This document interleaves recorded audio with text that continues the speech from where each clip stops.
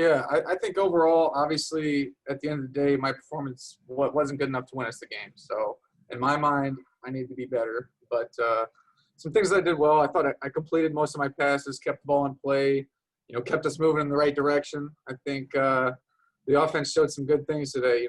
We're moving the ball. Obviously, we killed ourselves with a whole lot of turnovers, but we're moving the ball and we're showing that we can be productive on offense and we can score touchdowns. I think that, ultimately Coach Tucker obviously wants to win games. He wants to put the best players out there, and I think it was a combination of my experience, my leadership, and just ultimately trying to be the best player that I could be. So, yeah, I learned earlier this week, but it was – I think it just comes down to putting the players out there that you think give you the best chance to win. Next question will go to Chris Solari from the Detroit Free Press. Hey, Rocky, I guess kind of walk us through a couple of those early plays. First, you get the pass to Jaden there, and you see the fumble, I guess, the moment there. And then, the other couple turnovers early. What happened on those plays? Yeah, well, that's one heck of a way to start a game. So it's pretty unfortunate. But, like I said earlier, I think that we showed a lot of good things. And like you were talking about with the turnovers, I don't know if there's ever been a team in the history of football to win a game with 7 turnovers. And you guys can challenge me on that one. I want you to find an example, but you turn the ball 7 times, turn over the ball 7 times, you're not going to win a game. So it's pretty unfortunate that happened, but we just gotta work on that this week and stay locked in. Next question is from Matt Wenzel from M Live. Hey, Rocky, obviously we've seen you in the starting role before, but, last year your opportunities were much different. How much different did you feel in just the opportunity you had today, and what areas do you think you've grown the most as a quarterback since 2018? Yeah, comfort level for sure. Like you talked about, played a little bit this year, but it really wasn't even meaningful minutes almost the whole year. So to go out now, I just feel so much more comfortable in my game plan, knowing the game plan and my weapons on the outside and the whole line. I think that I feel really comfortable with our offense right now. I think that we got the weapons to be a productive offense. Next question will be from Brian Goldsmith. Hi, Rocky. It seemed there were some communication issues early on and sometimes late throughout the game between yourself and the receivers, which led to a few interceptions. What do you think you'll need to do in practice to clean up the mishaps?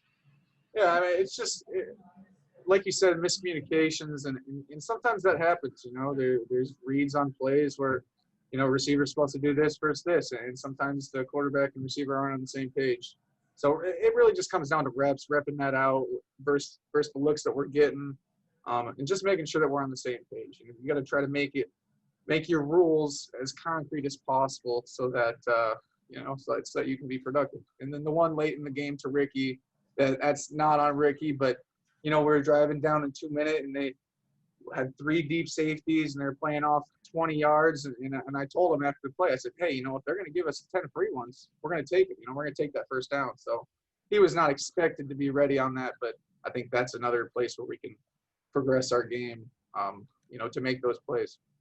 And then quick follow-up, was that supposed to be a fly route, or was that like a design where he breaks off from the intended route to the open space? It's just a basic 4 vertical concepts. It's a bender or vertical depending on how many safeties there are out there, and it's just basic 4 vertical concept. We'll go back to Stephen Brooks and then Mike Stone following. Yeah, Rocky, I guess going off that a little bit, the first interception, is that a situation where you thought a different thing was coming than what the receiver ran there? Or was that on you? Was that on the receiver? I mean, not to point fingers, I guess I said, but just what happened there? Yeah, it's just it was a vertical route where we had the choice to come back or go, and he chose go and I chose come back. Unfortunately, it didn't work out in my favor, but just kind of like I said, one of those things where we got to be on the same page. We got to have concrete rules and figure out, in what situation is it appropriate to go and what situation is it appropriate to sit. And then I wanted to ask you too about Jaden Reed, obviously making his debut as a Michigan State player here. What do you think of him and what type of weapon is he for you guys? Yeah, wow, he is a talented player, and we have other talents too, but for him to come in, first Big Ten game, he obviously had to sit last year, which I'm sure was painful for him being the freshman, an all freshman, whatever, MAC player. And he's got some real talent, and he's shown it in practice, and he's shown it in scrimmages, and he's shown it in workouts. He's going to be a real useful weapon for us and a real good player here. Thank you. Rocky, not as an excuse because Rutgers had the same situation. How difficult is it to prepare for a team with a new coach, no film at all, and will it be easier down the road, not just next week, but all the way, because at least you'll have something on tape that the other team has shown? Yeah, there was definitely some uncertainties, and you got to give Coach Giano and his staff credit. Obviously, Coach Giano is a decorated coach. He's going to do a good job at Rutgers, I feel, in the next, in his tenure there. But it was difficult because we had a general idea of what we thought they were going to do, and and they did for the most part what we thought they were going to do. But who knows? They could have came out in something totally different, and obviously they gave us different looks than we've seen on film. So there was no real certainty coming into the game of what they were going to run. But all we had to do was, try to prepare and give ourselves the best opportunity to win. Thank you. We have time for a couple more. We'll go to Eli McCown from the State News. Hey, Rocky. So Mel Tucker and some of your teammates have talked about next and coming up for next week, kind of like moving on after tonight to the next game. So for the next game, what are you and the offense looking to do to try to improve off of this performance? Yeah, I think obviously turnovers, we got to get rid of turnovers. I think that really if we don't turn the ball over today, I think we have a really efficient and really productive offensive day. And honestly, the defense would be more productive too, because I think a lot of the defensive points we gave up today were on the offense because, we're turning the ball over on our own territory, momentum swings. There's so many obstacles for the defense to overcome. So, just cutting out those turnovers and being comfortable with what we're doing. I think that we really had a fairly productive day on offense aside from the turnovers. So it's just continuing to do what we're doing. And yeah, all our teammates are thinking about moving on from the game. And that's win or loss. We could have come in here and beat them by 100 on to the next game. That's all you can do. You got to move on. You don't get those opportunities back. You don't get those games back. So.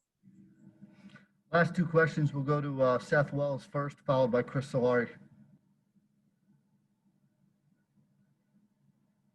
I don't think I asked for a question next, but I'll gladly ask one. Rocky, what was the environment like out there with no fans? I know that obviously you've been here with 70,000 screaming Spartan fans, and today there was just cutouts and there wasn't a band, there wasn't cheerleaders. What was that experience like for you? Yeah, obviously I think the whole team missed the fans. That's some of my favorite parts of the game is coming out and all the fans cheering you on and everybody's in there watching you play. And I think it was definitely different. It almost didn't feel real, but we're definitely excited to get fans back in Spartan Stadium. We miss you guys. We love you guys. So stay with us. And the last question, Chris Solari. You guys got 60 yards rushing, which probably was not what you intended, but still nearly put up 400, I guess. What needs to change in the rushing game, and how critical is that going into next week against Michigan to be able to move the ball on the ground? It's always one of the big stats with that. Yeah, definitely. The run game is critical for the entire game. The run game opens up the pass game. You need to run the ball. So I think it's a combination of both. The O-line and the receivers. We had some receivers miss blocks today on the perimeter. We had some miscommunications. And we're still learning. We're still trying to figure out, who's going to block here, who's going to block there, where's the point going to go, where's the O-line going to block. So it really just comes down to making sure we're on the same page. We had a few miscommunications with the O-line and myself as well. So just making sure we're on the same page. And once we're on the same page and we get everybody blocked, we get everybody accounted for at least, then we'll be able to, get those blocks and make those big runs that we had a couple times today.